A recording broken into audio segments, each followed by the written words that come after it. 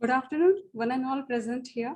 Myself, Ms. Komal Tiwari, member of Department of Commerce. I would like to welcome you all to the third technical session on sample size determination by Dr. Priyanka Dikshit. It is an honor for me to introduce our guest, our resource person to all of you. Dr. Priyanka Dikshit is an assistant professor and chairperson of Center for Health and Social Sciences, School of Health System Studies at Tata Institute of Social Sciences, Mumbai. She teaches in the Masters of Public Health, Master of Social Work, Direct and Indirect MPhil and PhD programs. She is the principal investigator of National AIDS Control Organization funded projects. And in the past, she has coordinated various national level projects related to tobacco consumption, nutrition status of children, and female sex workers. Most of her work is related to NCDs, evaluation studies, and public health issues based on large-scale surveys.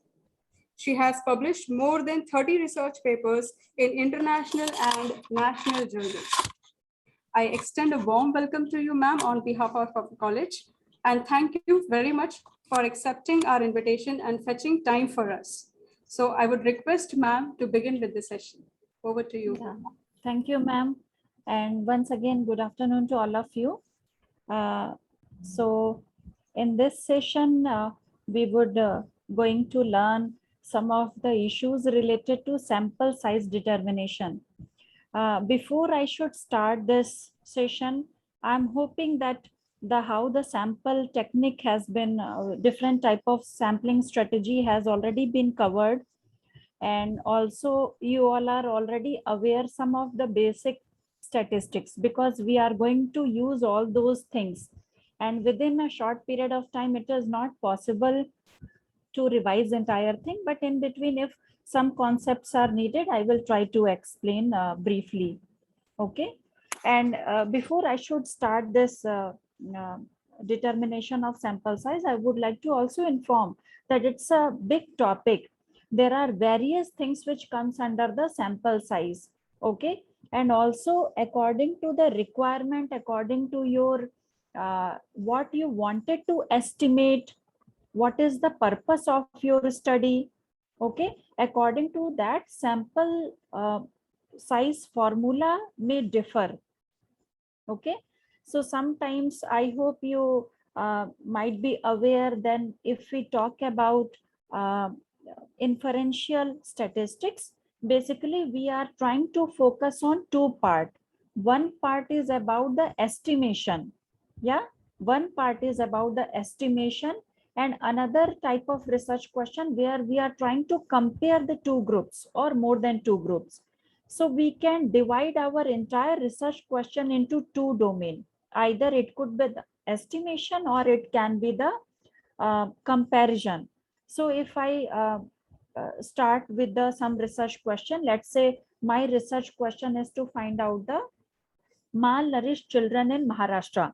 Yeah, I have to find out, let's say I got the funding and Maharashtra government is interested to know that what is the situation of Maharashtra in terms of the malnourished children. So in this situation, I hope you can clearly identify that our research question is about the estimation. We have to estimate the total number of children, those who fall under the malnourished, those who are in the malnourished situation. My most of the examples are related to health. I hope it is okay for all of you. You can try to relate in your research problem, whether it could be something related to finance, economic, or maybe commerce. Yeah. So one is about the estimation and another could be comparison. So when we are saying comparing the two groups, so it can be, let's say I'm trying to compare whether the situation of malnourished children in Vidarbha region is significantly different from the Mumbai region or not. So here you can say that it is the problem which comes under the comparison. We have a two district. We are first trying to calculate the malnourished children and then we are trying to compare. Okay. Now, similarly, there might be in various situation.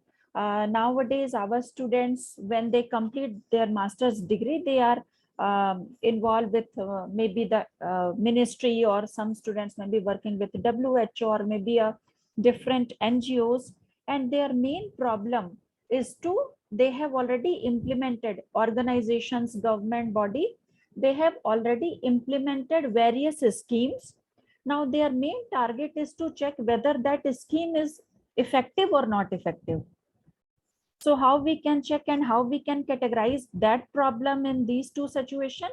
So we can say that it is again a comparative type of study, because if we wanted to find out the effectiveness of any particular program, okay, any particular program, you can name any of the government program. Let's say it's Ujjwala Yojana, yeah, Ujjwala Yojana, or maybe it's a, let's say a Dhan Lakshmi scheme, okay, anything. So then what we have the baseline information, we have a baseline indicator, and then over the period of time after implementation of that scheme, again we will capture the same data, same variable, same indicator, and then we will compare what was the situation before implementation of the program and how it got changed after the implementation of program. Again, this is the problem of the comparison of two groups.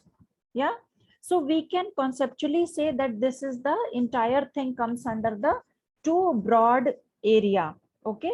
Now, entire thing is not possible to cover. So in this session, I will focus on the most important thing, which is about the estimation of a particular parameter.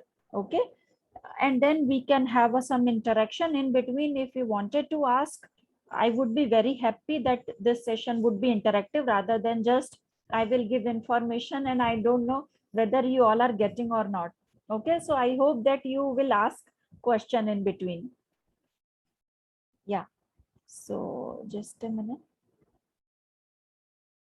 Okay, now if we look at in the sample size determination, so as we all know that we have a population, and collecting information from entire population is next to impossible. And that's why ultimately we have to rely upon the sample. And how we are going to different strategy of sampling has already been covered by some other professor. I got that information. So whenever we are talking about the sampling, yeah, so always there is a chance that we can commit certain error. Whenever we are trying to estimate something with the help of sample, so what is my main purpose? Our main purpose is to estimate something based upon small sample, and then we are trying to project our estimated thing, and we are saying this is the parameter which is this is the statistics which is actually going to predict the population phenomena. Yeah, so we are trying to rely upon sample, and then based upon sample we wanted to give the information of the entire population. Now, population can vary according to your research question. It can be a district, it can be state, it can be maybe a national level, it can be world level. It is totally depends upon your research problem. So whenever we are talking about and we are working on sampling and we are trying to generate any estimate based upon sample, there is a possibility that we can commit two types of error. Okay, when it comes to the sampling, so one part is the total error. We can say that error can be divided into two parts: sampling error and non-sampling error. Okay, now what is sampling error? So sampling error is the error that arises in the data collection process. Now, for example, let's say I wanted to estimate the malnourished children in the Maharashtra. Yeah. So what I need first, I have to prepare the sampling frame. I hope you all are aware about the sampling frame. So sampling frame is nothing but we need the entire list of the children, entire list. Okay, entire list of the children of Maharashtra state. From where we will get that list? That list most of the time, whenever it is a community survey, most of the time that sampling frame we will get from the census, latest census. So at present, we have to rely upon 2011 census because at present we don't have the recent census. So from 2011 census, we will get the information that how many children, let's say my target is to calculate the malnutrition among 0 to 5 years children. So 0 to 5-year children, total number of children from 2011 list I will get. Okay, that information I will get from the census. Okay, now there is a possibility sometimes maybe if you are do not want to take a old sample census information, you can maybe ask from the community that how many children are there. Okay, how many children are there, those who are in the age group 0 to 5 years. Fine. So in that situation, sometimes there is a possibility that your list, that sampling frame is not complete. Some of the section has been missed out, and maybe the Gram Panchayat or maybe the local authority who used to maintain the record of the total number of children, their record list is incomplete. So what happened, in that situation, when your sampling frame is not consistent and it is incomplete, so whatever sample you will draw, that sample will not truly represent the population. So in that situation, there is a chance that you can commit sample error, sampling error. Fine. Now coming to the another part, which is a non-sampling error. What is non-sampling error? So non-sampling error is the error that arises in the data collection process as a result of factors other than taking a sample. What does it mean? So non-sampling error is the whatever error we can commit, which is not related to sampling. So let's say my sample frame is perfect. I have able to include all the total number of population, total number of children, those who are 0 to 5 years. Okay, my sampling frame is fine. I have applied the appropriate procedure, simple random sampling, let's say, to recruit the desired number of the children from the selected community. But there might be a error, there might be non-sampling error in terms of my tool. The questionnaire is not appropriate. Okay, that could be one type of non-sampling error. Another type of non-sampling error is maybe I have given the training to the investigator, but in training was not efficient. It was not actually able to provide the sufficient and necessary information to the investigator. So there is a problem in the training. Fine. So that part comes under the non-sampling error. And also when the investigator have collected information from different community of Maharashtra, because the sometimes maybe I have recruited too many investigators that I'm not able to supervise. So without supervision, there is a possibility that we will get some irrelevant information. So all those information, all those error which is not related to the sampling comes under the non-sampling error. It comes under the non-sampling error. So whenever we are trying to generate any estimate with the help of sample so that it should give appropriate information to the population, we always want that our sampling error and non-sampling error should be minimum so that my estimate, sample estimate would be reliable. Yeah, would be reliable. Fine. So we have to minimize the sampling and non-sampling error. Fine. Now, what are the other factors which comes under the sample size? So the size is mostly related to that how much time you have and how much cost is involved in the data collection. Okay, most of the time, like I'm getting that query from the different researcher or independent consultant that they are asking that, ma'am, you calculate the sample size and we will incorporate that thing in our report. But without knowing that how much fund you have, how much time you wanted to spend in the field, and also what is your main motive, what is the main objective, no one able to calculate the sample size. So scientific calculation is the one major part, but at the same time you have to also take care of the time and the cost. According to the scientific calculation, let's say I have calculated and my sample size shows that 1 lakh sample from Maharashtra, but that organization is small. And maybe as an independent researcher, if some of you are students, maybe it is next to impossible to collect 1 lakh sample. Okay, if you are doing PhD or maybe some other certificate program where you have to complete a one paper or maybe a dissertation, hardly within 3-4 months, if you completely devote in the field, you can achieve 400 sample. Yeah, so when you are calculating the sample size, you have to take care of the, first you have to identify and maybe keep in mind that how much time you are willing to spend in the data collection, then how much money you have. Yeah, how much money you have, that how much, if you are trying to recruit some investigator, because if your sample size is large, obviously you have to recruit a more number of investigator, and then your money will increase. So you have to optimize, you have to decide that within a fixed time period, within a given amount of money, I should give the scientific idea of my estimate. So we have to consider all these factors when it comes for the determination of sample size.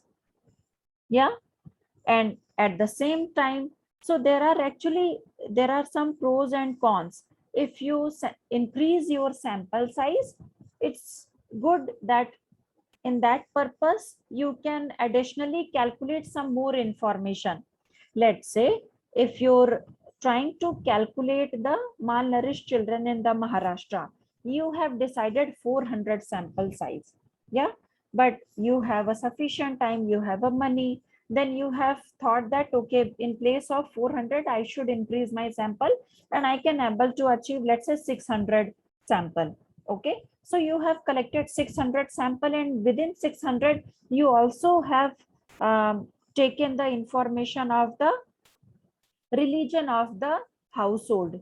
Okay, some of the information you have taken from the Muslim household, some of the information you have collected from the Hindu household. So in that exercise, there is a possibility that you can also try to calculate or compare the situation of Muslim versus Hindu children malnutrition condition. Yeah, so if you are going to increase sample size, you have a other opportunity to address some additional research question. Yeah, but at the same time, you have to also see that you should not just increase the sample size, you should increase the sample size so that you are able to manage the investigator. You have the uh, entire you are able to supervise the investigator. It's not like you have just given the job and they have collected information, and then ultimately when you have started the data collection, at that time you realize that the sample size, there are a lot of problem in the data which has been collected. So you have to mindfully take all these things when you are going to calculate the sample size. Okay, so this is just a background. Now I will give you some information related to some of the small issues or the concept which ultimately we are going to use in the sample size calculation. And I hope you ask some question in between. Yeah, otherwise I will start asking. Okay, when it's so automatically, if you trying to calculate sample size, you just Google it, sample size calculation formula, you will get lot of calculator. Yeah, but you have to think that which formula is applicable. Okay, what is the basis of generating that formula? It's not like any formula you can use. Okay, so there are basically in statistics, if we look at statistically, there are two types of error involved. Okay, And on the basis of these two types of error, with the help of these two types of error, we are going to discuss about the sample size formula, how it has been derived, how the formula has been derived. So there are two types of error. One error is the absolute error. Okay. So absolute error is the magnitude of the difference between the exact value and the approximation. Okay. So what does it mean, absolute error? So let's say when I'm saying that I have to calculate, estimate the malnourished children in the Maharashtra. That is my research question, which comes under the estimation part. Okay. So what is your main thing? Can someone say what I'm wanting to calculate? What I wanted to calculate? What is my main outcome of interest?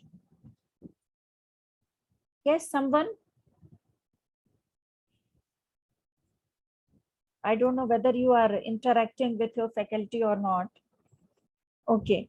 So absolute error is what? Absolute error is, so my target is to calculate the malnourished children in Maharashtra. For calculation of total number of malnourished children in Maharashtra, it's very surprising that I have to assume that how much is the malnutrition condition in the Maharashtra state. Okay, my target is to calculate the total number of children, those who are malnourished. But before I should calculate with the help of formula, I have to hypothesize that value. And from where I will get that value? From maybe a previous survey, yeah, or maybe the latest survey. There are a lot of survey has been recently conducted, and they have shown that the malnutrition condition of Maharashtra state is, let's say, 40%. Okay, malnutrition condition of Maharashtra state is in 2015 year is 40%. That information I got. Now with the help of this information, I will calculate my sample size for 2022, so that with the help of that sample, I should calculate my total number of children, malnourished children in Maharashtra. So I hope you are getting, we have to calculate the total number of children, those who are malnourished in Maharashtra. To calculate this thing, I have to first find out that what previous study have shown. Okay, I have to take that evidence, and on the basis of that evidence only I can proceed. Yes, is it okay? Is it okay? So when I'm estimating, so let's say from the previous study, I came to know that in 2015, there are 40% children, those who are comes under the malnourished. Fine. So what is, so that 40 is my that hypothesized value. Fine. At the same time, I have to also conceptualize that how much error I will commit. So when I'm calculating the sample size, because as we have already discussed that whenever we are going to use the sample to estimate anything, there is a possibility of committing error. So that also, that how much error we are going to commit, that also we have to assume. So I have conceptualized that 40 was the total number of children out of 100, those who are malnourished.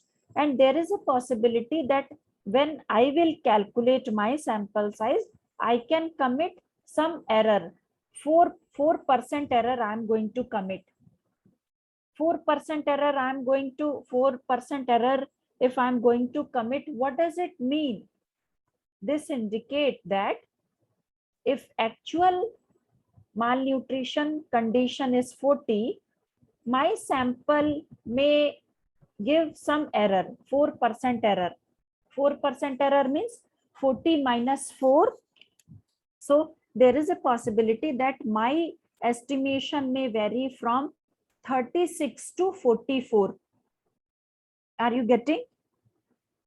So plus minus 4, because I have mentioned that 4% error I am going to commit. So there is a possibility in my estimation may vary from 36 to 44, because 40 is the actual value. From 40 to 40 minus 4 and 40 plus 4. In this range, my answer may lie. This thing also you have to conceptualize. Okay, when you are trying to estimate the sample size. Okay, when you are trying to estimate the sample size. Is it okay? Is it okay? Up to this one, it is clear to everyone? Ma'am, there are few questions now itself. You want to pick it up now or later? Yes, I think you can ask in between if you have something. Yeah. Komal ma'am, Yes, ma'am. you Just can ask at least few Okay. questions. so, ma'am, there is a question. If there is no previous data, how do we proceed then? We have to have some information, isn't it? Maybe we don't have the data, then maybe we have some media information. Time to time basis, we are getting information from newspaper, or maybe let's say for Maharashtra, you don't have a data, but at India level, you have information. Then you have to hypothesize that whatever situation is in India, the same situation would be in Maharashtra. So the same thing you can apply in the Maharashtra. So with some base you have to start. With some base you have to start. Without this one, it is not possible. There is another question, how to find a sample error? Sample error, how to find out the sample error? So sample error is actually, it's the separate exercise, which is not the part of the this one sample size calculation. It is a separate thing. So maybe when you are trying to estimate something, let's say you have estimated the malnutrition condition, and you found after calculation, you got information, you have calculated, and your calculation shows that the malnutrition condition of Maharashtra state is 60%. Okay, 60%. But if you look at the previous study, which happened maybe 3-4 years back, they are showing just 30%. Then you have to match with some gold standard indicator, and then you have to find out that why you are getting so much difference over the period of time. We are expecting that situations are improving, isn't it? Because government has put lot of effort, people are now day to day, they are getting education. So our expectation is that most of the health indicator, apart from the non-communicable disease NCD, the situation is getting improved. So why we are getting 60%? Then you have to find out the reason. There is a possibility that maybe some of the error is from the sampling, some part could be the non-sampling error. Maybe your list was incomplete, that's why your list was incomplete. Or maybe what happened, you have only included those people, who are from the marginalized community, and that's why your prevalence is very high. So there should be some comparison, and then you have to find out. Yeah, is it okay? Okay, ma'am. Yeah. Another question is, they want to know if it is compulsory to show sample error in a study. Sample error, see, we can't, it would be very difficult to segregate the total error into sampling and non-sampling error for a student. It need a complicated exercise. Okay, so non-sampling error we have to we can control.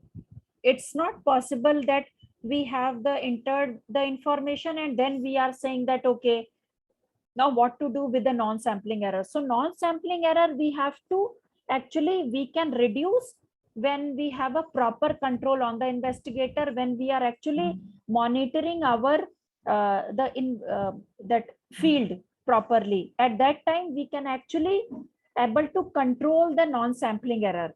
And sampling error also, when you are preparing the list, you have to ensure, you have to discuss with various technical advisor, you have to verify the list, and then you can go ahead. So these are the some of the steps through which you can reduce sampling and non-sampling error. Is it okay? Yeah. So yeah. Proceed, So, ma'am. yeah. So now if we look at, so there was the one absolute error, and we have to also conceptualize that how much error we will commit. Okay. The next concept is related to that again, that which is related to the alpha, which is type 1 error. Okay. So I hope you all are aware that if we are working on any continuous data, let's say if the height of the person, weight of the person, or maybe age of the patient, then these variables are in continuous scale. Okay. So if we on x-axis, if we have the age of the information, or let's say weight of the information, or let's say blood pressure of the patient on x-axis, on y-axis we have the proportion of population. In that situation, if we plot a graph, we will get this type of shape, bell-shaped curve, which is known as a normal. That variable are normally distributed. Yeah, variable are normally distributed. And in whenever we are going to perform any test, we have to assume that how much error we are able to commit. Okay. So if it is sometimes in social science field, we can say 5% error. Sometimes we can increase up to 10%. Yeah. So this 5 and 10%, what it does, what it shows the area under the curve. Yeah. It shows the area under the curve. And this 5% where it's going to touch this x-axis, that is known as our z value in statistics. That is known as a z value. I hope these basic things you all are aware. So corresponding to 5% alpha, 5% area, your z value is 1.96. It is already given in the statistics. The statistician, they have calculated, and then they found that corresponding to the 5% area, the z value is 1.96. Okay, so this is the z value. So if my answer is going to lie in this in between area, which is the white area, we are going to say we will accept the null hypothesis. Yeah, this is just a quick revision because I hope this has been already covered. Now, if our answer will lie in this black region towards the left and towards the right, we are going to reject the null hypothesis. Okay. Now this we are going to use in our calculation. Okay. So now finally, how we should, how we can derive the formula of sample size. So sample size formula derivation is nothing but, so let us consider the estimation of proportion of a characteristics in a population.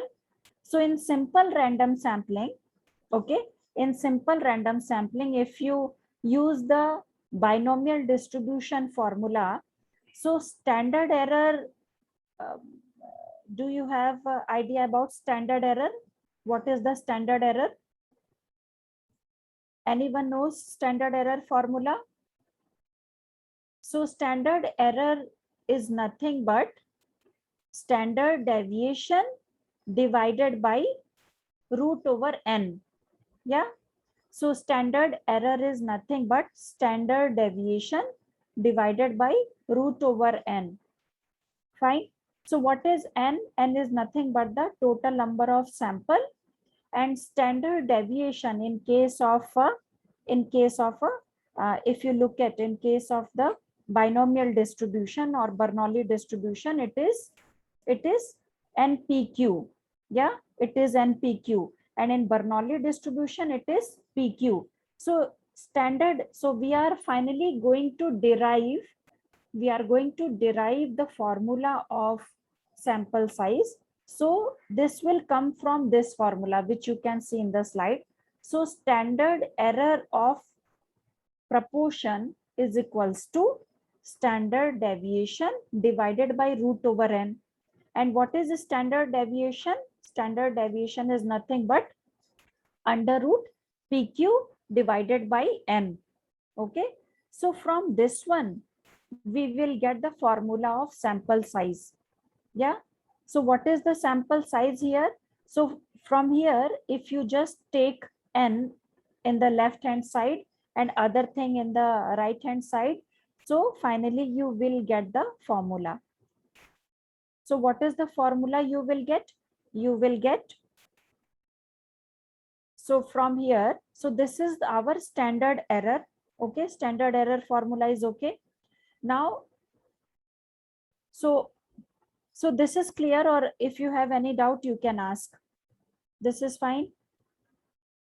Okay.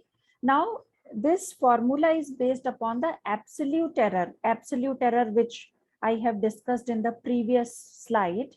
So absolute error is nothing but we are going to estimate the mean. Okay, X, we are going to estimate the mean. We are going to estimate the proportion. Let's say if you look at this formula, X is my proportion. But there is a possibility that in terms of some standard error, I have to show that how much is the acceptance of error. Okay, so X is my calculation plus minus Z into standard error. Okay, are you aware about this formula? Confidence interval of mean. Confidence interval of mean, do you have any idea? So confidence interval of mean is nothing but mean plus minus Z into standard error. Okay. So from this one, if you look at this right hand side, Z into standard error is nothing but the absolute error. This is the absolute error. Okay. And this absolute error, if we derive, finally we will get this formula, which is n is equals to 1.96 square into P into Q divided by D square. So I request all of you to please just note down one formula, last formula. N is equals to 1.96 square into P into Q divided by D square. And then I will explain each and every term. Please note down this formula in your notebook, because with the help of this formula, we will calculate some problem. This is the application. So you have to use pen and paper. Yeah. Without this, you will not able to get the idea.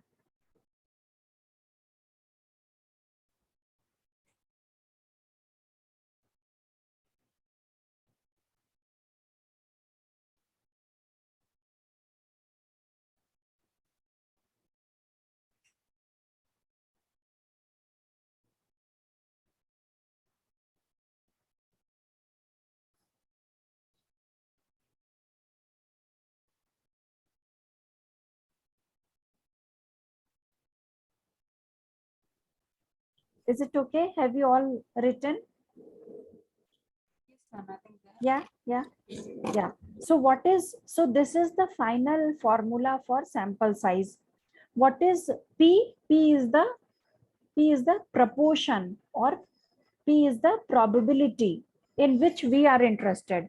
So at present, if I'm interested to calculate the sample size for malnourished children, so P is the value which I have assumed, 40%.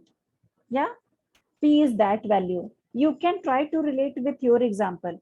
So P is the value in which you are interested, what you are trying to calculate in your objective.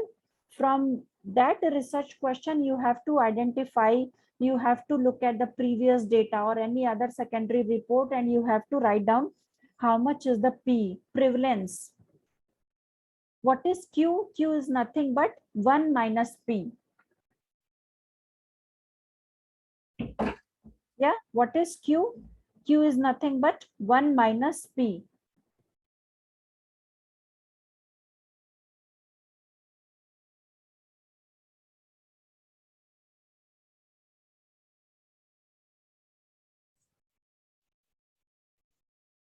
You, ma'am? Yes. Yes. Fine. So P is the prevalence. Q is 1 minus P. And D is how much error you are thinking that you will commit, whether it is a 4%, whether it is a 2%, whether it is a 6%. So that is D. Fine. And what is 1.96? What is 1.96? 1.96 is nothing but a value corresponding to the 5% alpha. So is it okay? If you have any doubt, please ask, because now we are going to calculate sample size. Is it clear? Yes. Do you have any doubt? Okay. Yeah. You carry on. Yeah. So now we are going to use this formula and then we will calculate sample size. Fine. So let's say this is the example.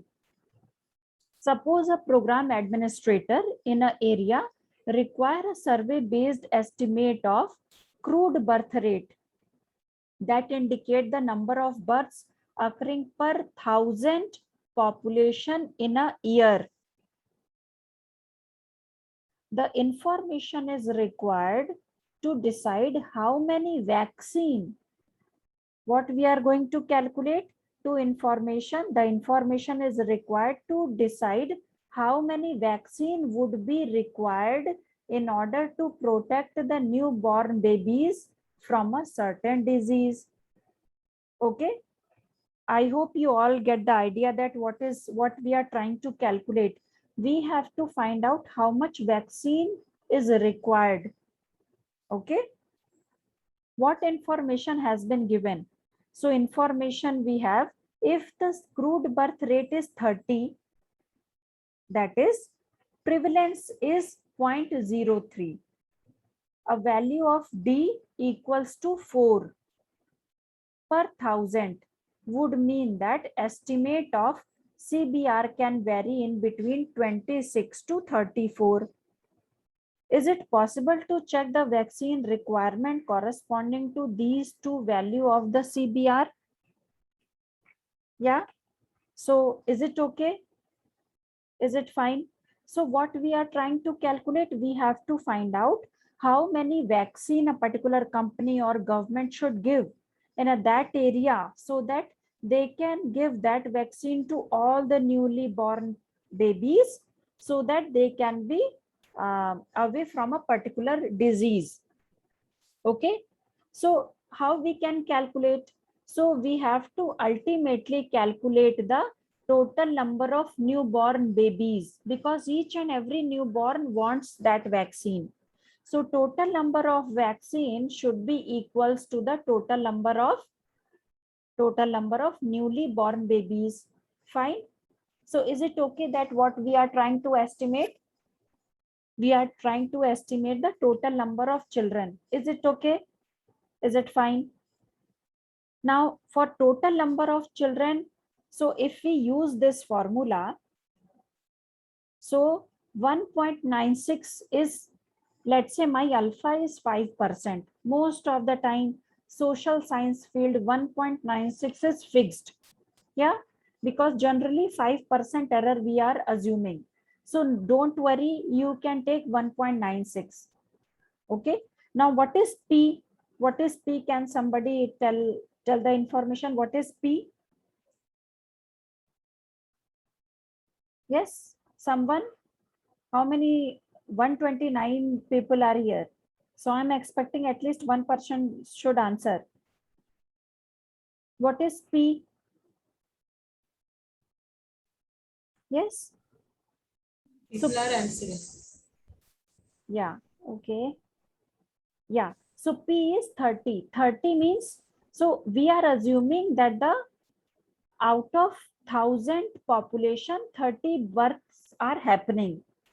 So that is my prevalence. Hana? That is my prevalence. Fine. So 30. So in when we are trying to put in the formula, we have to, so what, 30 out of 1,000. Hana? 30 out of 1,000. So then we have to use P is equal to 0.03. 30 divided by 1000, which is 0.03. Fine. Is it okay? What is Q? Q is 1 minus P. So how much Q you will get? 0.97. Fine. Okay. And then how much was the D? D, it has this also, it is up to you. You have to assume that how much error you are going to commit. Okay. So again, it is sometimes maybe 2, sometimes 3, sometimes 4. It is up to you, because ultimately you realize that if you are going to change this D, your sample size will change.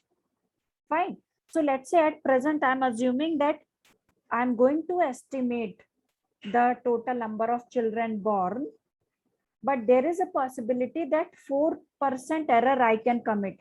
There is a possibility that actual value is 26, but I'm saying 30 births. There is a possibility actual birth is 34, but I'm saying 30. So this plus minus 4 error I'm going to commit. So again, this 0.04 is my this one. Fine. 0.004, 4 per thousand. So 4 divided by 1000, again we will get 0.004.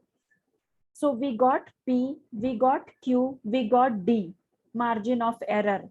This D is known as a margin of error. With the help of this one, we can calculate the sample size. Yeah. So can you all try? So if you look at 1.96 into 0.03 into 0.97 divided by 0.00004 square. This is the we put in the formula, and then we finally got 6,987. Is it okay? So this around, if we can approximate it, we got 7,000 population. Fine. So 7,000 population is my total sample size. Is it okay?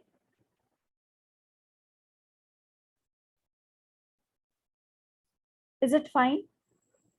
Yeah. But if you look at, so when you are going to conduct an interview, when you are planning to recruit and identify the total number of children in community, how you should get the respondent? Whoever will come, you are going to ask, or you are going to visit a household?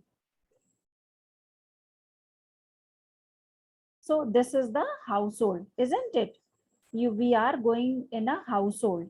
So 7,000 is the population. Okay. And if we assume that on an average, the household size is 5 in Indian setting, so then how many households I have to visit to capture the 7,000 population? Is 7,000 divided by 5, which will come 1,400 household. So to get 30 children, to calculate the total number of children, those who are newly born, we have to visit how many? We have to visit 1,400 households. Yeah. Is it okay? This is fine, isn't it? Yeah. So if in this formula, so at present, if you are going to start this sample, first time you are learning, so you just stick with this formula. N is equal to 1.96 in square into P into Q divided by D square. Okay. So P is the prevalence which you wanted to estimate. Q is nothing but 1 minus P, and D is the margin of error. So if you see, if you are going to change D and N, how they are related? They are inversely related. If D is going to increase, N will change, isn't it? It depends upon the D. Fine. Is it okay? So everyone got the idea? Okay, now I'll give one question. So, okay.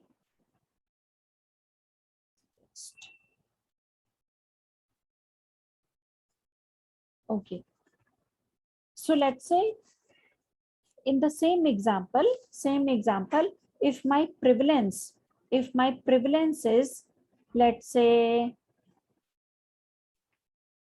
if there are in a particular community, there are 50 children ever born, then how much sample size is required? Can you all calculate?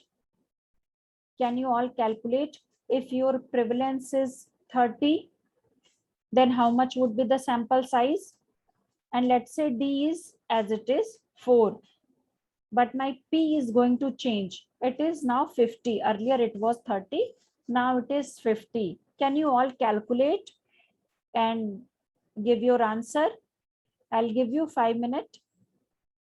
See, without doing it would be very difficult. So I request all of you to please do it.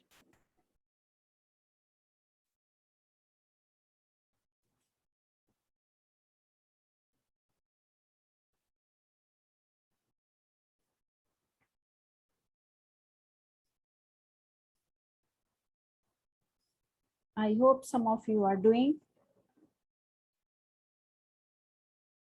Just 2-3 minutes I'll give you and then I will ask.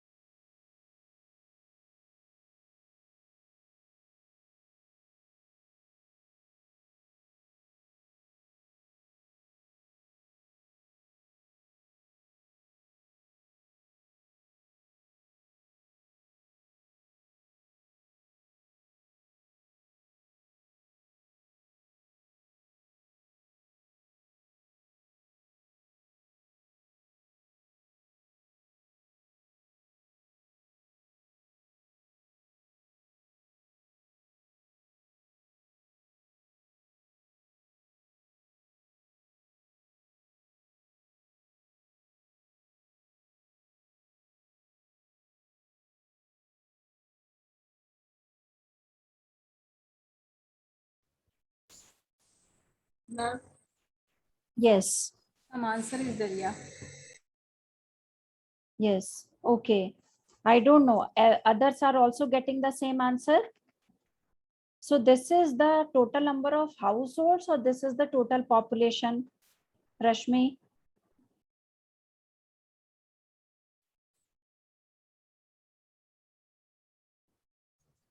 can someone unmute Rashmi? Let her answer. Yeah. So what we have to do, I think the formula is same. We have to just in place of 0.003, we are going to use 0.05 and then accordingly this will change. Yeah. So we will get, how much we will get? Others are getting the same answer. So whatever answer we will get, that would be the population. Now, if it is a household survey, then only you are supposed to divide by 5. If you are going to recruit a direct individual from a community, I don't know, then in that situation, you can keep the number as it is. Yeah, this is fine. This is okay. I hope now you all got the basic idea about the sample size. Yeah. Now, sometimes, I don't know whether you have realized or you come across such a situation. Sometimes, let's say we have the information that the in some situation that prevalence of any disease is 5. Let's say I wanted to calculate how much is the hypertension. Okay, how what proportion of population are hypertensive in Mumbai? Yeah, that is my for that purpose I have to calculate the sample size. Fine, my basic idea is to calculate the total number of individuals, those who are hypertensive. Okay. So from previous report, I came to know, or from that some study has been conducted in, let's say, Madhya Pradesh, and they found that the situation is 7%. 7 people out of 100, 7 people are hypertensive. So from that one, I have some hypothesization. I am thinking that the age group of the population, those who are in Mumbai, they are younger than the Madhya Pradesh. So that is my assumption, and that's why I'm thinking that here the prevalence could be around 5%, not the 7%. So with some justification, I thought that the prevalence of that hypertension is 5%. So what is my P? How much would be the P? Now it is 5%. It is not 5 out of 1,000. So P is 5 divided by 100. Yeah. Now, what would be the Q? Q would be 1 minus P. Yeah. Design effect of 2. Design effect we have not discussed in the previous calculation, that I am going to describe here. And the third part is the margin of error is also 2%. Yeah. So in the same formula, this is a different notation. But if you look at the idea is same. What is 1.96? 1.96 ko we can also write Z square. So it is just a notation. So don't worry about that. So Z is equals to 95%. It means 1.96. My Z value is 1.96 into P. P is how much? P is how much? It's 5%. And then 1 minus P we can put. Yeah. And in place of D we can put, it's a 2%. So again we can put 0.02. So from this one, this is our previous formula. This is my previous formula. But here, if you carefully look at design effect of 2, here one more additional information has been given. Design effect of 2 means what? So I hope those who have covered the sampling strategy, they have discussed about the simple random sampling, stratified sampling, systematic sampling. Yeah. So different type of sampling has been discussed in the previous class or previous lecture. So, when we are, so what would be the ideal situation? We always want that we should recruit the respondent with the help of simple random sampling. Yeah. With the help of simple random sampling, we should recruit the individual. Yeah, we should recruit the individual. So simple random sampling is always found to be the superior technique. But practically it is not possible. Practically it is not possible. Why it is not possible? So what is the, how we are actually doing a simple random sampling? So let's say out of, at present, if I would say, out of 133 students, those who are attending online class, out of 133 students, 10 students I have to randomly choose. Okay. So if I'm going to adopt a simple random sampling, so what I should do? I will prepare a chit, 133 chit. Each chit should be identical, and in each chit I will write a name or roll number of each and every student. I will make a 133 chit, and then I will mix, and then at random I will choose 10 chits. Whoever comes, I will recruit those people in my sample. This is one of the best method. Okay, this is one of the best method where each and every participant will get an equal chance of being selected in our sample. Yeah, fine. But practically, if we look at, this is not possible. Na? At present, with 133 student, I can adopt this strategy. But let's say if you have to recruit, let's say total number of individual, let's say out of maybe a 5 lakh Maharashtra people, I have to, out of 5 lakh, I have to recruit 100. From where I will get the chits? How, who is going to tell us their name and address? It would be very, very difficult practically. So that's why there was the we should say that there would be that innovation of that stratified sampling, and then systematic sampling, and then probability proportion to sampling. So most of the time you will realize that if you have to select a respondent from the community, simple random sampling is very difficult. Practically it is not possible. So we have to adopt a multi-stage sampling design. And in multi-stage sampling design, there are various things will come. Like sometimes we have to stratified village according to some criteria.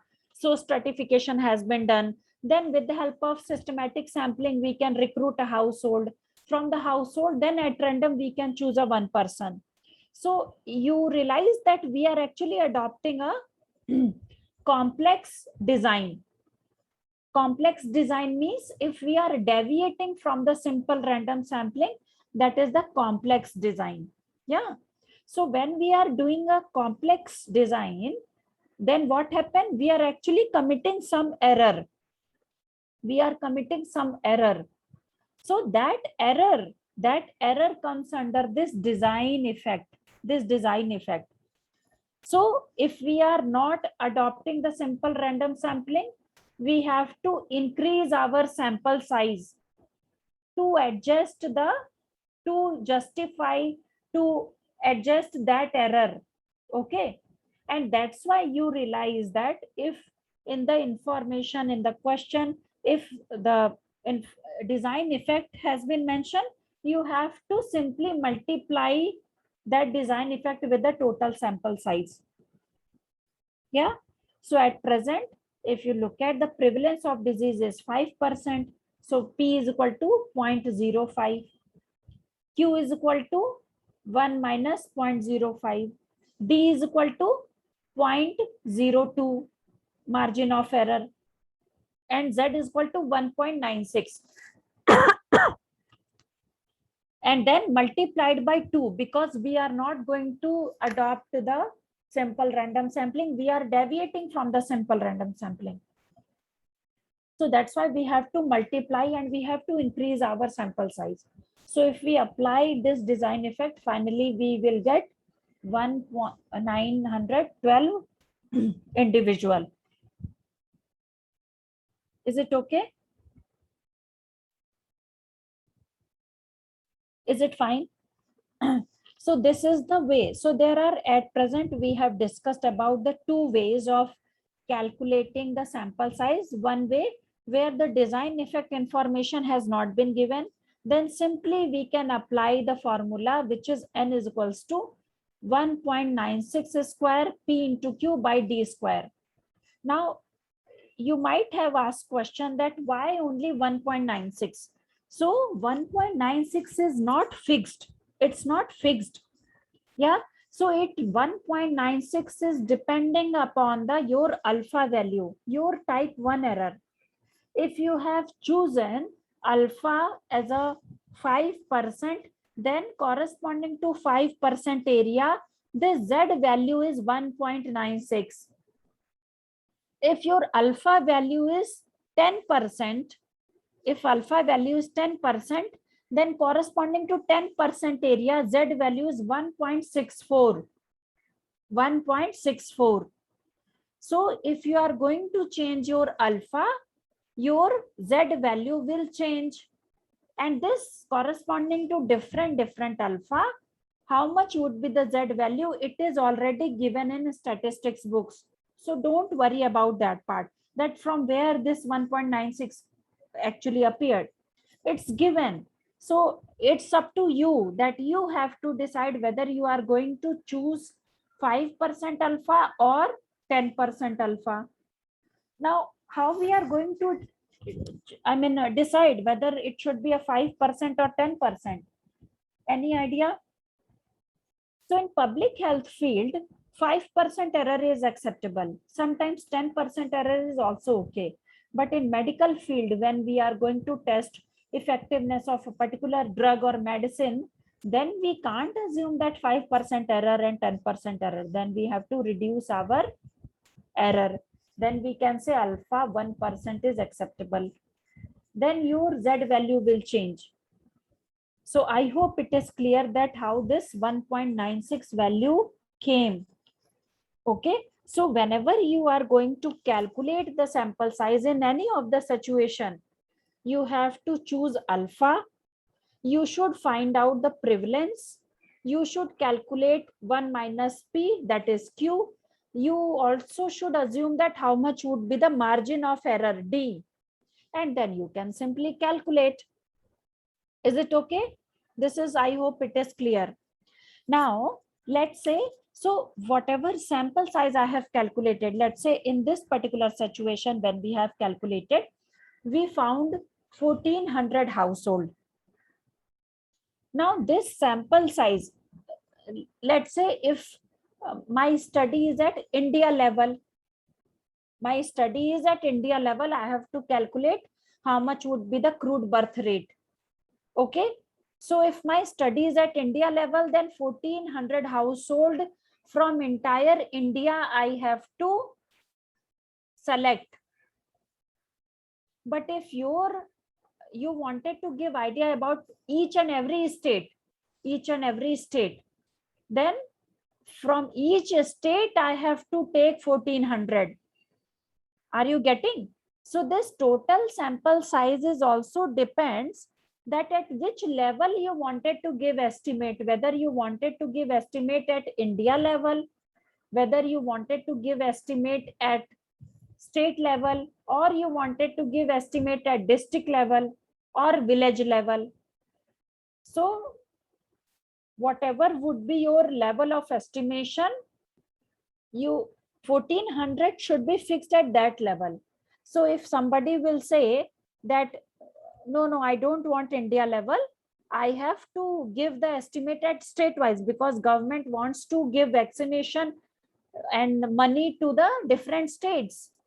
So for each and every state, I have to give 1400 household. I have to select 1400 households. So 1400 households into 30 states.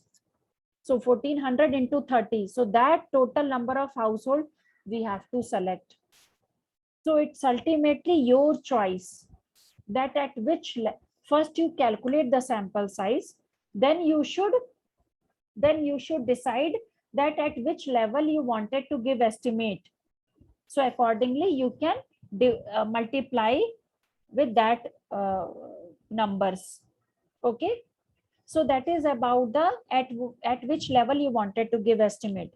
Another important thing is, which you might have heard, that non-response. What is non-response?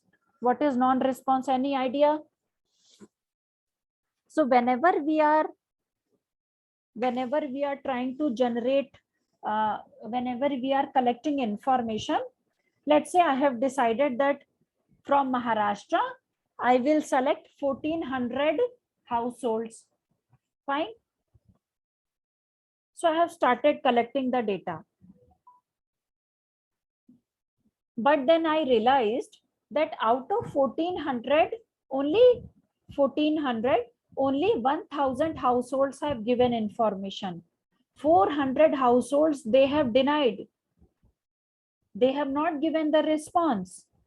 So that is the non-response. So most of the time, whenever you are planning to conduct a survey, you have calculated sample size.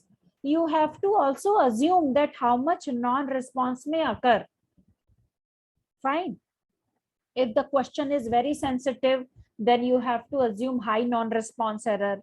Let's say if it is about the sexual interaction, domestic violence. So people are not ready to give answer.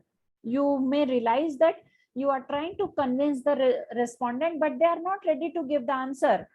So then what happened? You have decided 1400, but finally when you have approached 400, people are not ready to give the answer. So that would always be better that before you should go to the field, you should increase your sample size. In place of 400, 1400, if you are from previous people, from previous survey, you got an idea that in that community, if you are planning to collect information, you have to have you will definitely get a non-response. 10% non-response, so definitely you have to experience. So you increase your sample size 10% in the beginning, so that your sample size should at least 1400, and additionally 10% extra information. If they will give information, it is well and good. If they will not give information, they will come under the non-response, but your original sample size is not going to affect, because your original sample size, if it will change, then what happen?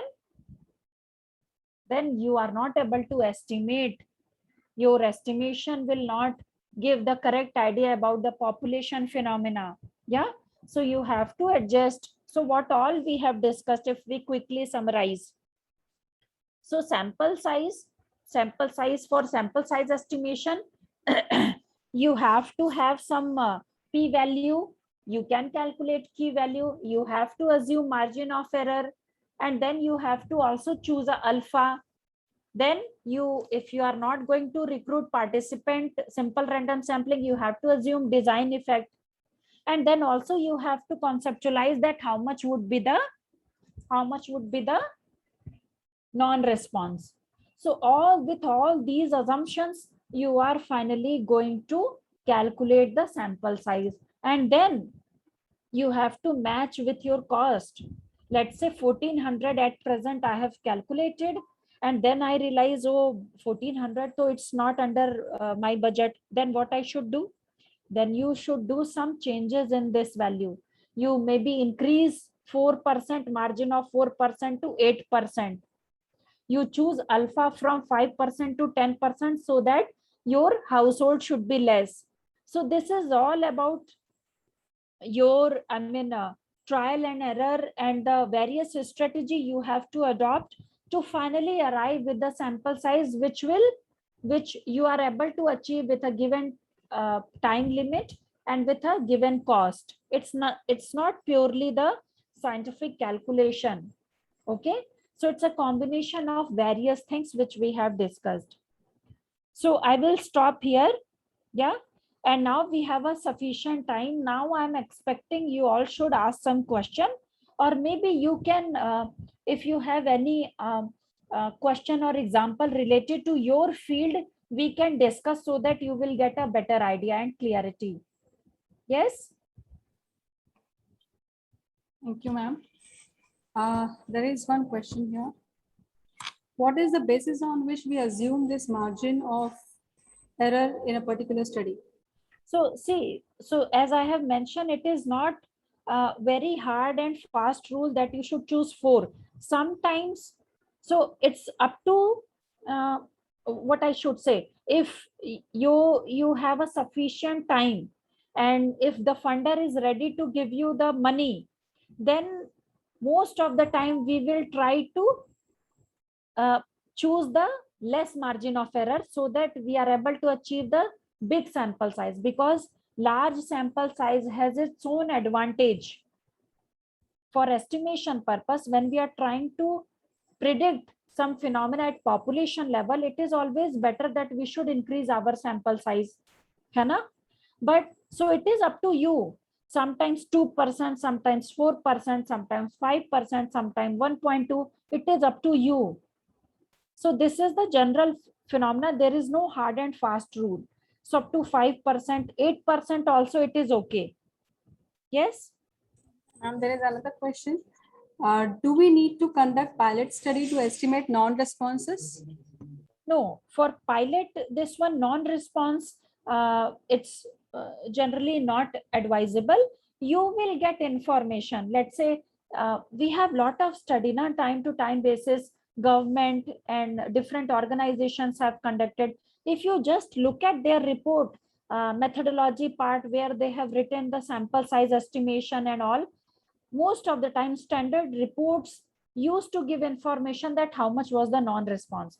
So in general social science field, what we realized that 10% to 15% non-response is happening. If it is a general question related to healthcare utilization or health services, yeah, 15% is non-response has been observed. But if there are some sensitive questions, as I have mentioned, like domestic violence, which is very sensitive, isn't it? Or maybe your some other information which something hidden. In that situation, obviously you assume that more than 50% or maybe 20% non-response will come. Okay. Yes. And there is another question. Can we use the sample size formula for all study design?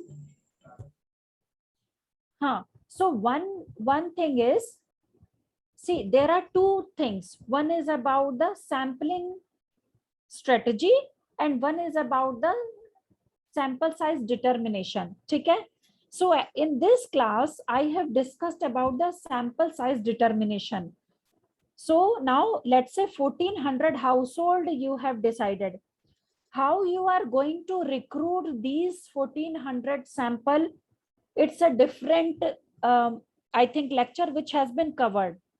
So if you have the list of all the household, let's say you are planning to select 1400 household from a district of, let's say, Mumbai. So if we have information of total number of households and their list is given, at random I can choose. But as I have mentioned, that simple random sampling, practically it is not possible, na? Because let's say one, I have selected with simple random sampling 1400. One sample I got from, let's say, Govandi. Another sample was in Virar. Another sample was in Vasai. Do you realize that how much travel I have to, how much time, how much money is involved to just select 1-2 sample? Why I should bother about that?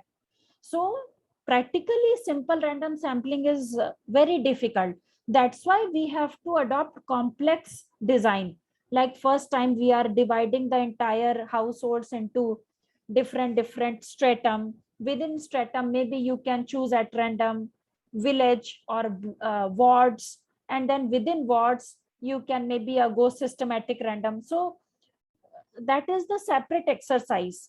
I'm not sure how much time we can give it over here. I think it should be, so basically the previous lecture which was happened, you have to relate with this one, and then you can decide which strategy would be better suited as per your study or research question.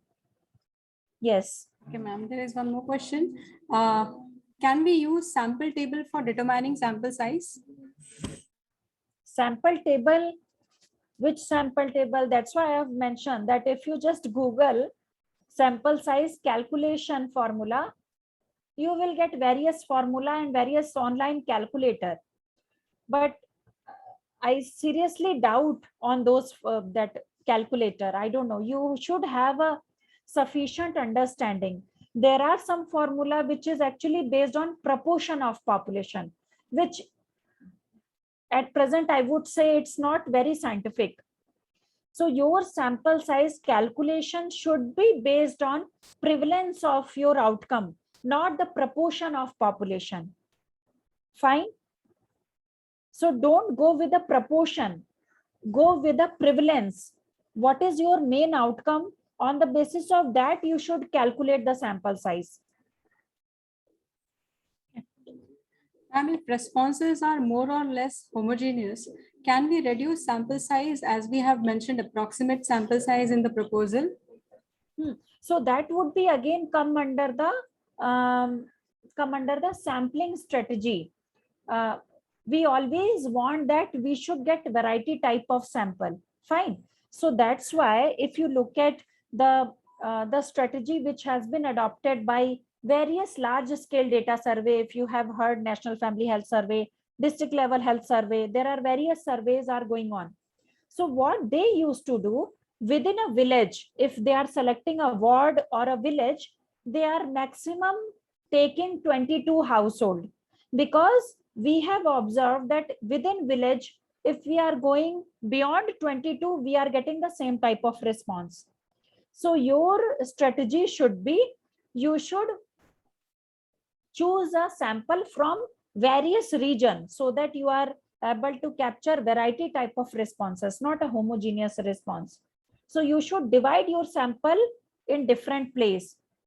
But obviously you have to take care of your cost and money. है ना? Yeah. Ma'am, what is the difference between non-response and response bias?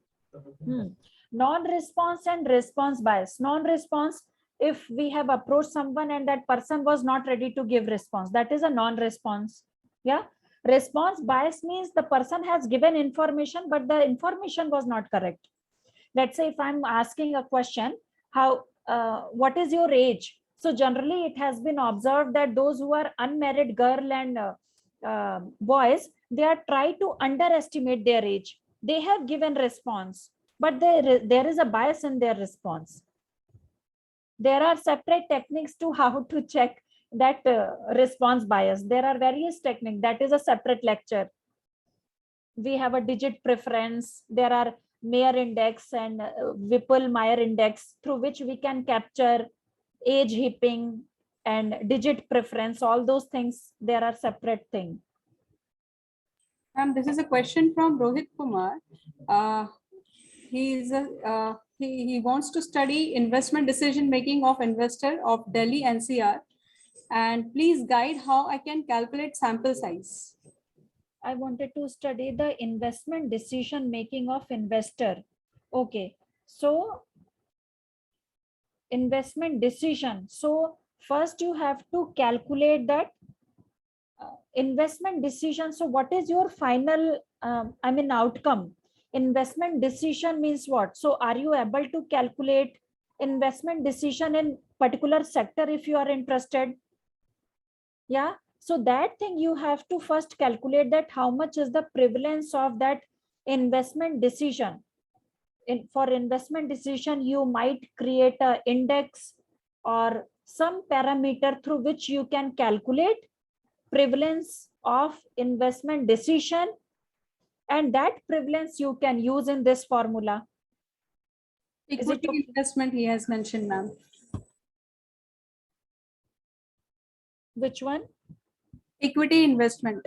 Equity investment. So yeah. First you have to find out how much is the what proportion of population are spending on equity investment. What proportion of population are investing in that? So that would be your P. And then you can calculate Q. Then you can choose your margin of error. You can choose alpha and you can calculate sample size. Thank you, ma'am. I think that's done with the question answer session. All the questions are answered by you very well, ma'am. And people are appreciating and they are commenting like the session was very informative and very much useful. So everybody, all the participants, they like the session a lot. So Liji ma'am, you're there? Yeah. Thank you, ma'am. Shall we proceed, ma'am? Yes, definitely. And ma'am, it was a wonderful session. Along with you all, even I was calculating. And, after a long time, I started calculating. Thank you so much, ma'am. It was really wonderful session and you clarified a lot of doubts which most of us have. And definitely we would like to have one more session of yours in the coming academic year from IQSC, because we really want to know more on this area. Many of my colleagues also will be talking about it. Is that fine with you, ma'am, in the next academic year? Yes, definitely. That time it will be a physical, we'll be calling you in the college and let's have it. Yes. It will be really good because we really learned so many things. Thank you so much. Thank you, ma'am, and thank you, everyone.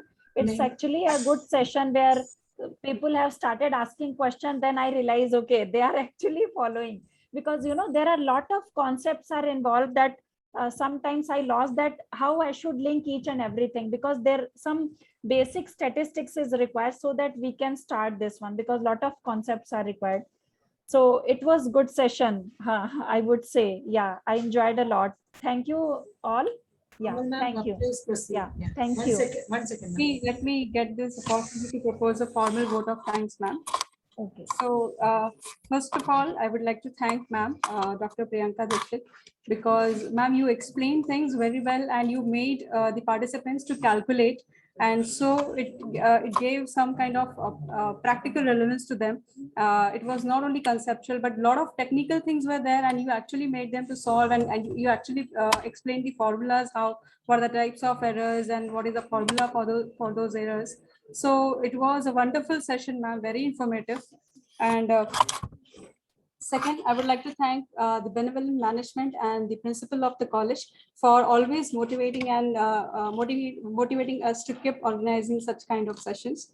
And vice principal of the college and ITOC coordinator, Dr. Liji Santosh, for organizing such informative sessions for all of us and helping us to grow. And vice principal, Professor Sandesh Shetty, for his constant support and motivation. Next, I would like to thank all my teacher colleagues and technical team who is always there to support us. And I would like to thank all the participants for being there with us throughout the session and for actively participating and getting involved in the session. Thank you. Thank you, ma'am. Thank you, Priyanka ma'am. Smita ma'am, you can send the feedback link. Yeah, Done. thank you. Thank you. Done, already done.